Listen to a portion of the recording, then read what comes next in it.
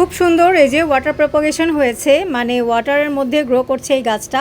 কারণ roots develop হয় যেসব গাছের, সেগুলো কিন্তু ওয়াটারের মধ্যে থাকতে পারে, সেটাকে বলে ওয়াটার প্রপাগেশন। তো দেখেন এই যে মানি প্ল্যান্টস হচ্ছে একমাত্র গাছ যেটা আমরা সবাই জানি যে খুব সহজেই ওয়াটার প্রপাগেশন হয়, মানে ওয়াটারের ভিতর থাকে।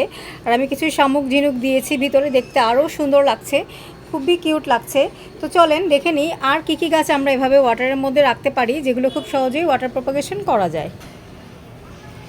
তো মানি প্ল্যান্ট তো আমাদের ছিলই, তার সাথে সাথে এখন এখানে আমরা দিয়ে দিব হচ্ছে এই যে জেব্রিনা। মানি প্ল্যান্টের সাথে কিছু জেব্রিনা দিয়ে দিচ্ছি যাতে জেব্রিনাটাও ওয়াটার প্রপাগেট করতে পারে।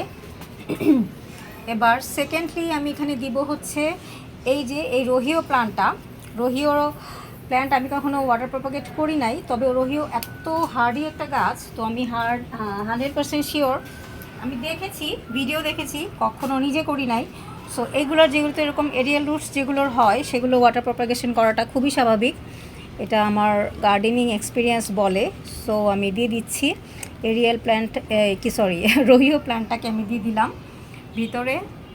আরও একটা রোহিও প্ল্যান্ট পেয়েছি, সেটাকেও দিয়ে দিচ্ছি।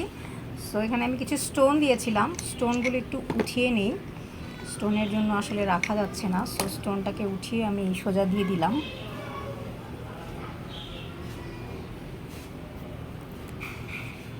এবং আরেকটা হচ্ছে এই যে খুব সুন্দর আমাদের পার্পল হার্ট কিন্তু ওয়াটার প্রপাগেশন হয়, আমি করেছি আগে। সো পার্পল হার্টও দিয়ে দিলাম, আর দিয়ে দিলাম আরও অন্য প্রজাতির, ভিন্ন প্রজাতির, মানে এটা হচ্ছে মার্বেল পথস। তো এগুলো দিয়ে আমি এখানে স্টোনগুলো আমার যেগুলো আমি উঠিয়েছিলাম সেগুলো দিয়ে একটা সাপোর্ট দিয়ে দিচ্ছি।